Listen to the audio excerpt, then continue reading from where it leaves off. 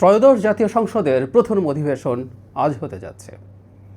দীর্ঘ একটা সময় পর বাংলাদেশ আবার গণতান্ত্রিক পথে এগিয়ে যেতে শুরু করেছে গত নির্বাচনের পর থেকে, এবং সংসদের প্রথম অধিবেশনের মাধ্যমে আমরা যে সংসদীয় গণতন্ত্রের কথা বলি সেটার চর্চা আবার শুরু হতে যাচ্ছে।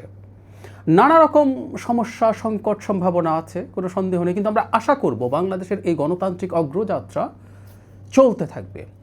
ভবিষ্যতের বাংলাদেশে আমরা কখনো যেন নির্বাচনকে কোনোভাবে প্রভাবিত করে জেতার চেষ্টা না করি। সেই চেষ্টাটা না করলেই আসলে বাংলাদেশ পাল্টে যাবে। বহুদিন থেকে এই কথা বলি, কিন্তু শুরুর যে সেশনটা আছে সেই সেশনটা বেশ বিতর্কিত বা বিতর্কের জায়গা হয়ে উঠেছে, বিশেষ করে রাষ্ট্রপতিকে সামনে রেখে। দুটো দল, জামায়াতে ইসলামী এবং এনসিপি, তারা জোটে আছেন, কিন্তু একটু ভিন্ন ধরনের দাবি করেছেন। এনসিপির দাবি হচ্ছে রাষ্ট্রপতিকে প্রথম অধিবেশনেই অভিশংসন করতে হবে।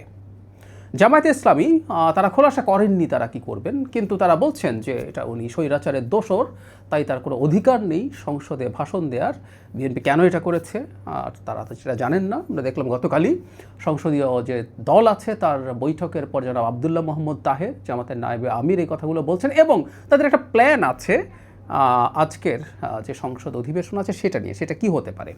আচ্ছা, তার আগে একটা কথা একটু বলে রাখা দরকার, রাষ্ট্রপতি স্বৈরাচারের দোসর কিনা, তার ভাষণ দেওয়াটা জরুরি কিনা, ইত্যাদি ইত্যাদি। অ্যাপারেন্টলি তার ভাষণ দেওয়া খুবই জরুরি, এটা সাংবিধানিক নিয়ম।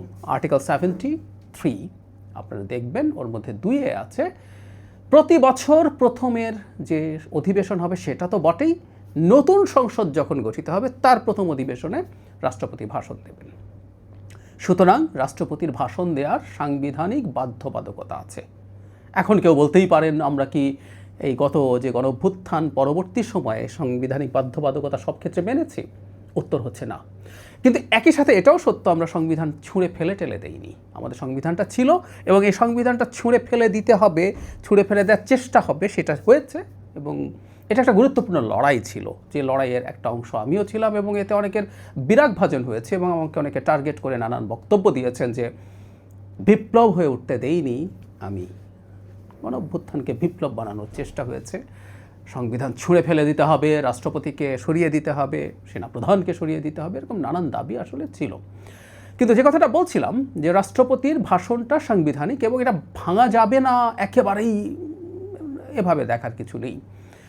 কারণ আমরা এবার সংসদে আমাদের বেশ কিছু জিনিস যেগুলো আমরা আগে সংবিধান মতো করিনি, সংবিধানের বাইরে গেছে, সেগুলো র্যাটিফিকেশন করতে হবে, ওগুলো সংবিধানে মানে ইনক্লুড করতে হবে। এটা হয় যে কখনো কখনো বিশেষ পরিস্থিতিতে আমরা সংবিধানের বাইরে কাজ করি, সেটা পরবর্তীতে সবার ঐক্যমত্যের ভিত্তিতে, মানে অন্তত সংবিধান সংশোধনের যে নিয়ম আছে সেই পরিমাণ মেজরিটির ভিত্তিতে সেই কাজগুলো করা হয়, সেটা করতে হবে।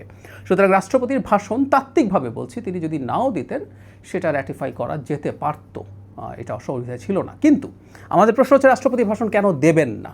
রাষ্ট্রপতির ভাষণ না দেওয়ার পক্ষে যে যুক্তি দেওয়া হচ্ছে স্বৈরাচারের দোসর ইত্যাদি ইত্যাদি, তাহলে তো এই প্রশ্ন আসে, আমাদের যে অন্তর্বর্তীকালীন সরকার ছিল তারা তো রাষ্ট্রপতির কাছে শপথ নিয়েছিলেন, এবং তারা আমাদের প্রধান উপদেষ্টা ছিলেন আদতে রাষ্ট্রপতির প্রধান উপদেষ্টা, এবং অন্য উপদেষ্টারা ছিলেন রাষ্ট্রপতির উপদেষ্টা, তারা সেভাবে কাজ চালিয়েছেন। সুতরাং তখন যেটা করলেন, এবং বিশেষ করে খুব ইন্টারেস্টিংলি 2জন ক্যাবিনেট মিনিস্টার, তখন 3জন আছেন মানে উপদেষ্টা হিসেবে তারা ছিলেন, 2জন ইনস্ট্যান্টলি শপথ নিয়েছিলেন, জনাব আসিফ মোহাম্মদ সজীব ভুঁইয়া এবং জনাব নাহিদ ইসলাম। এদের মধ্যে 2জনই এখন এনসিপিতে আছেন। সো রাষ্ট্রপতির হাতে শপথ নেওয়া 2জন মানুষ এখন এনসিপিতে আছেন, তারা এখন তাকে আবার অভিশংসনের কথা বলছেন। ইন্টারেস্টিং, কারণ কোনো সন্দেহ নেই জনাব শাহাবুদ্দিন আমাদের রাষ্ট্রপতি, তিনি আওয়ামী লীগের নিযুক্ত রাষ্ট্রপতি এবং আওয়ামী লীগের সাথে তিনি অ্যালাইন ছিলেন, এতেও কোনো সন্দেহের কিছু নেই।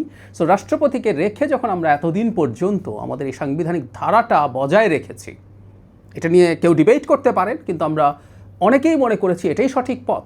এই যে সাংবিধানিক ধারাটা ভঙ্গ করে সোকল বিপ্লব হিসাবে আমাদের গণ অভ্যুত্থানকে ঘোষণা করে একটা অ্যানার্কি তৈরির পরিকল্পনা অনেকের ছিল, যার মাধ্যমে খুব লম্বা সময় ক্ষমতায় থেকে যাব, এই খোয়াব অনেকে দেখেছিলেন। সো রাষ্ট্রপতি আসলে আমাদের সুপ্রিম অথরিটি হিসেবে থেকে গিয়েছিলেন সাংবিধানিকভাবে। সেই রাষ্ট্রপতি এখন ভাষণ দেওয়াতে কোনো রকম কোনো সমস্যা আছে বলে আমি ব্যক্তিগতভাবে মনে করি না। সুতরাং তিনি ভাষণ দিতেই পারেন, সেটা দেওয়াতেও কিছু নেই। এবং আমি বরং রাষ্ট্রপতিকে একটা জায়গায় আমি প্রশংসাও করতে চাই, খুবই গুরুত্বপূর্ণ এটা, যখন তার বিরুদ্ধে প্রচণ্ড টাফ চাপ তৈরি করা হচ্ছিল তাকে সরিয়ে দেওয়ার জন্য, রাষ্ট্রপতি কিছুদিন আগে একটা ইন্টারভিউতে জানিয়েছেন সেই সময় সেনাবাহিনী এবং বিএনপি তাকে সমর্থন করেছে এবং বিএনপি প্রকাশ্যেই তাদের সমর্থন জানিয়েছিল।